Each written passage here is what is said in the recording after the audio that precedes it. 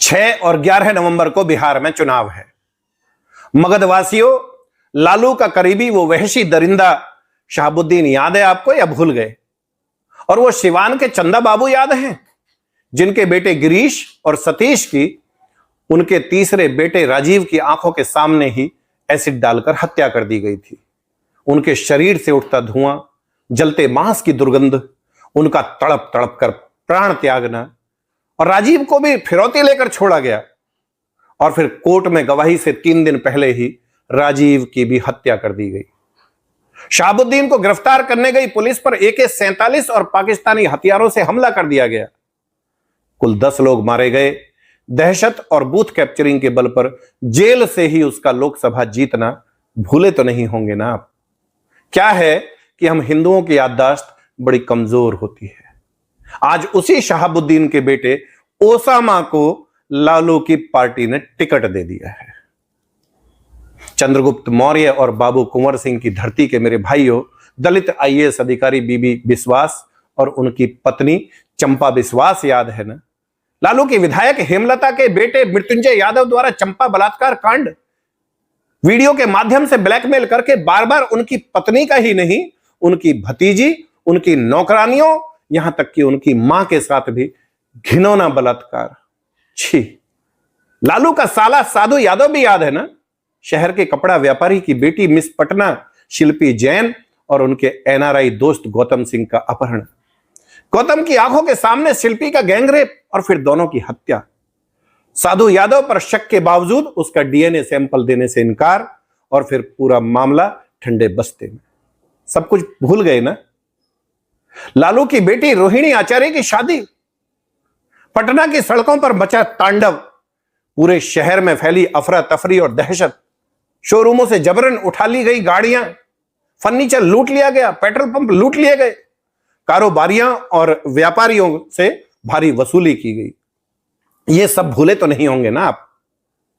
भाइयों, आप गौतम बुद्ध और महावीर जैन जैसे प्रवर्तकों की जन्मस्थली के वासी हो।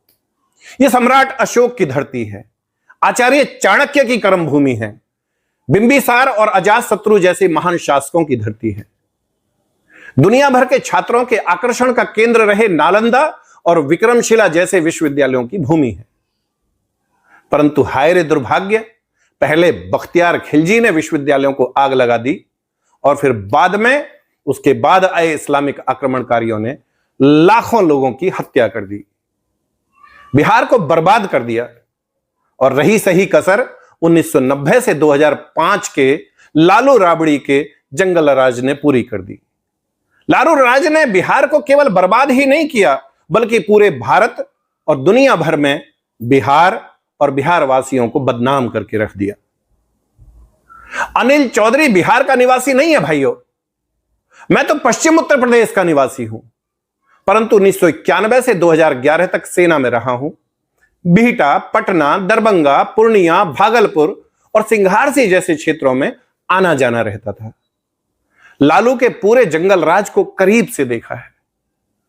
बिहार को बर्बाद कर देने वाला 1990 से 2005 का वो 15 वर्ष का जंगल राज, दिन दहाड़े हत्या और लूटपाट का वो काला दौर, रंगदारी, अपहरण और फिरौती का धंधा, घोटालों पर घोटाले, नरसंहारों का वो खूनी कालखंड, सब कुछ बहुत अच्छी तरह याद है।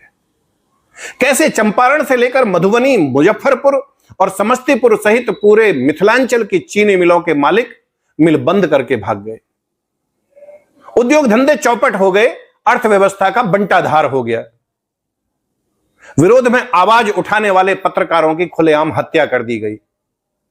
गोपालगंज और किशनगंज, सिवान सहित अनेक शहरों में अखबारों और दूरदर्शन के दफ्तरों पर आए दिन बमों से हमले होते थे।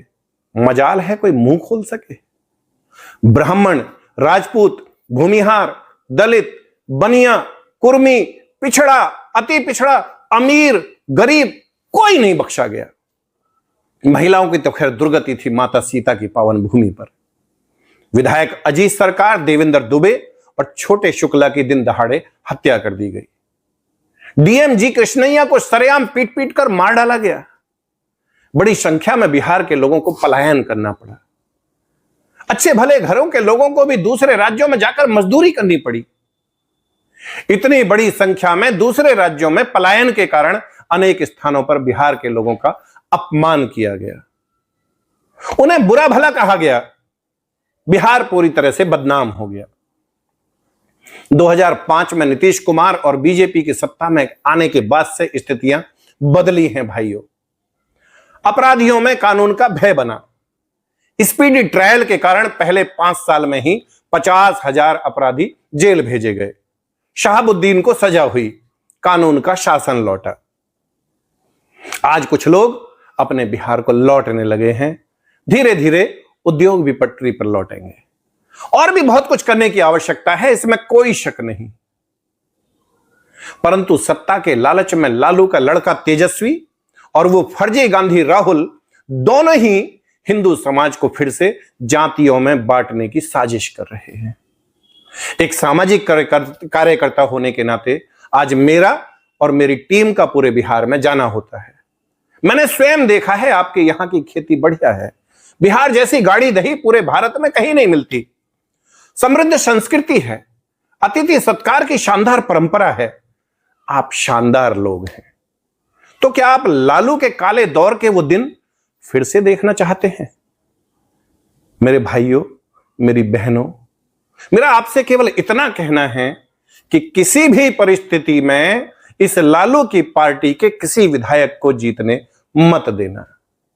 अपना एक वोट भी बेकार मत जाने देना। मैं किसी राजनीतिक दल का सदस्य नहीं हूं, परंतु कट्टरपंथ की समस्या पर काम करने के कारण जानता हूं कि किशनगंज, अररिया, पूर्णिया और कटिहार सहित पूरे सीमांचल में बांग्लादेशी और रोहिंग्या किस प्रकार हिंदुओं और विशेष रूप से दलितों की जमीन पर कब्जा कर रहे हैं। वो चिकन नेक पर कब्जा करके पूर्वोत्तर के राज्यों का शेष भारत से संपर्क काटना चाहते हैं। उसके बाद बिहार के अन्य जिलों को भी बांग्लादेश बनाने की उनकी योजना है, साजिश है। और तेजस्वी और राहुल सत्ता की भूख के कारण इस साजिश में उनके सहयोगी बन रहे हैं और यही कारण है कि वो दोनों SIR का भी विरोध कर रहे हैं। राष्ट्रीय हिंदू फ्रंट की हमारी बिहार टीम का सर्वे है कि राहुल की पार्टी कांग्रेस को तो खैर कोई वोट नहीं कर रहा, यहां तक कि RJD के लोग भी नहीं। हां, RJD को कट्टरपंथी तबका वोट कर सकता है। बहनें तो खैर किसी भी समाज की उनको वोट नहीं दे रही। वो कोई गलती नहीं करना चाहती, इसीलिए मोदी और नीतीश से अलग वो कुछ सुनना भी नहीं चाहती। कोशिश बहुत होगी जातियों में बांटने की। मेरी विनती है, आपस में बिल्कुल भी बंटना मत मेरे भाइयों। हर हर महादेव।